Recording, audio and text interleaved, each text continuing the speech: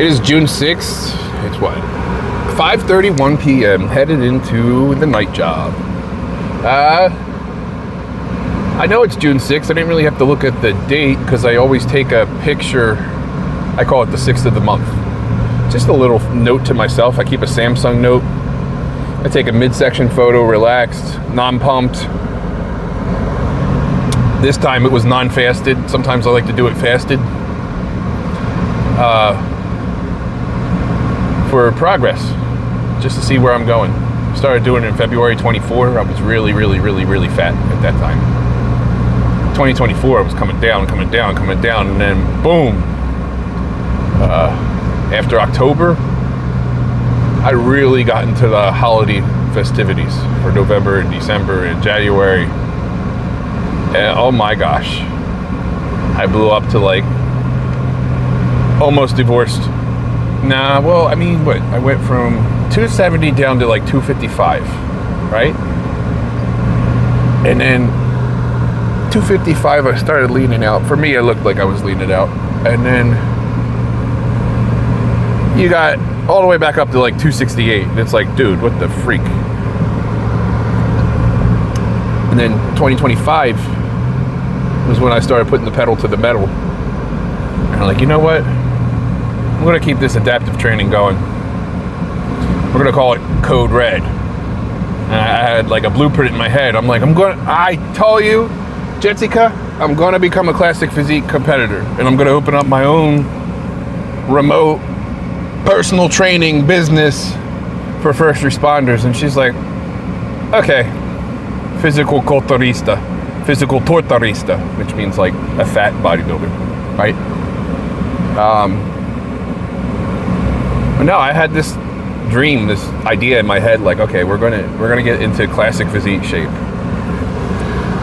because I can become a classic physique competitive bodybuilder with a crazy schedule. Now, if you go for open, that's a little unrealistic. I'm not gonna lie to you, that's a little unrealistic. And then, I mean, we all know what open bodybuilding is. That's when you start getting into stuff that's not so good for your health and doing obscene doses of hormones, which take a toll on your kidneys, liver, whatever the case may be. But you don't want to do that to yourself. You know, and then like Ronnie Coleman, right? Lightweight, baby. Ain't nothing but a peanut. That guy, right? 8-time Mr. Olympia. He was a police officer. He was an open bodybuilder. He was 8-time Mr. Olympia. He won the Super Bowl, basically, for bodybuilding 8 times. He was a policeman.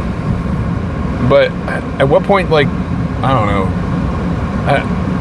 I'm also 40, so I don't think pushing PEDs like that is really good for you. And then, like, what do you do? I mean, this is a cool problem, I guess. What do you do when you have arms like his that are that big? You know, I already have a weird shape to me already, and I'm a regular dude. And I wear a double XL coat, put an XL t-shirt. And the XL t-shirt is baggy on me, which I like because I don't like showing off anything at work. That's not who I am. I like to be professional. But yeah, the scale was a new low of recent years. It was 228.9. Woo! We're in the 220s now, right? My initial goal is to get down to like the fire department minimum weight, which is 211. And then, of course, I want to go with the classic physique. So I think the minimum for classic physique for my height is 187. So I want to be 184. But you always have a good day or a bad day, or too much water, too little water. The water manipulation, fluctuation. That's why I weigh myself multiple times a week. I try not to get too attached to one number, but putting in the work. This is good. So it's in tiers. You know, first I wanted to get to 239 in December of last year, and I did not hit that goal. I'll be honest with you, I did not hit that goal until January. And today, okay, you're essentially 229, and it's June. So you're in a cut, but you're not trying to hurt yourself along the way. And then, like, you do comparison photos, and you're like, okay, the scale doesn't move the way I want it to. However, it's kind of like the stock market. If any of you guys like to invest, I do. For example, you buy the S&P 500 ETF, SPY. That's the most popular one in the world. SPY, in the time, it's going to go up. But then something happens. The president may say something stupid. They might start a war support with Ukraine, or they might start bombing Iran. You know, both sides are the same bird, different feathers, that's it. And then the market drops, and then it's manipulated to where it goes back to new all-time highs. But in the time, it'll go up and down, up and down, up and down. It's like that when you're doing a cut or a bulk, but in inverse for a cut, of course. So, you know, I look at it like, okay, yesterday was 233, tomorrow is 235. We're going to ease back on some of the eating a little bit, drink more liters of fluid, take a nice piss, and do like a 12-hour fast and see where we weigh. Oh, okay, we're back to 232. All right, we're back in this game. It's kind of like that. So it's like up day, down day. You want it to be down instead of up, of course, if you're in a cut. Where like SPY, I want it to always be green, but not really, because I'm still accumulating and I'm only 40, so I want to accumulate for at least another 20 years before I start like significantly selling out, you know. And you can follow me for more investment tips. No, just kidding. I'm not going to talk about investing, at least here on this platform. Although I do like the options trade, and I like looking at charts. I'm a bit of a geek.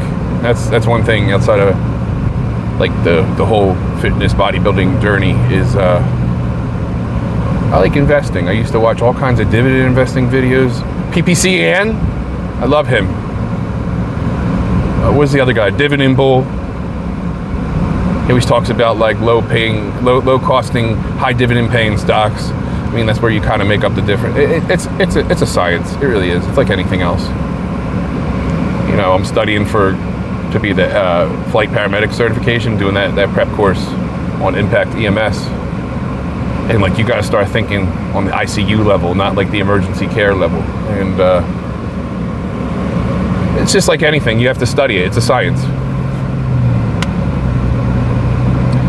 Training wise this week, I got a sufficient amount of training done. My 400 minutes of cardio that I put on myself to do every week, I try to exceed it. Sometimes I'm lesser, and I try not to beat myself up, but psychologically, but you know, like, I think you're your own hardest critic.